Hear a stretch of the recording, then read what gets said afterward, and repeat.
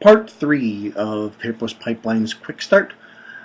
We are in the transaction. We just went through how to put in third-party contacts. Let me go to one of the transactions that has a third-party contact in there to show you what that looks like when they're in. And here's the transaction list again. Let's call up this transaction. Again, it's like opening the folder. And you can see that there's my seller, Katie Van Cleef, is in as a third-party contact. So you can add, numerous people, the lawyer, the other side's agent, etc. Okay, we went over how to email. We went over how to open the documents. The checklist we went over. And that is the summary of what is available here.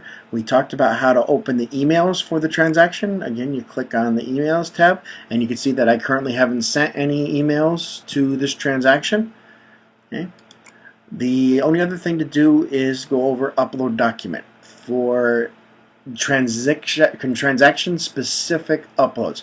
Remember, on the front page of the dashboard we could do the generic ones for things that don't have a transaction already. But this has a transaction, this is West Linden. So if I had a document to bring into West Linden, I would click Upload Document, and give the document, or actually, just like when you're loading a picture into MLS, you would browse and you would find a document. I'm just going to pick one for fun. Okay, we'll pick this one. Okay, and so there it is. You would give it a name. We'll call it CIS statement. Okay, the status of the document is complete because they've signed it. It's a listing document, and then you would click on upload document and it would go right into the specific transaction.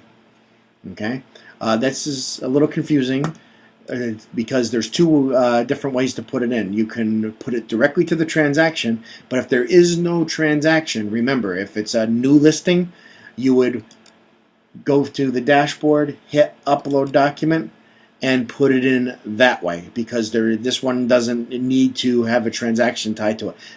You would upload the MLS printout for the licensee, and Janet would, or Marianne, depending on which office you're in, would make the transaction for the rest of the documentation you could put into the transaction. Okay? That pretty much sums it up. There is also the ability to use a fax cover sheet that we've made. It's actually, we call it a scanning cover sheet that will allow you to fill in the information and use each of the copiers, the one in Edison and the one in South Brunswick, to send information directly into Paperless Pipeline. The directions for actually being able to do this are at the bottom of every single page. These cover sheets are available right by the copiers. So you would put in the West Linden Avenue, for example, I'd put 232 West Linden Avenue, I'd put my name here.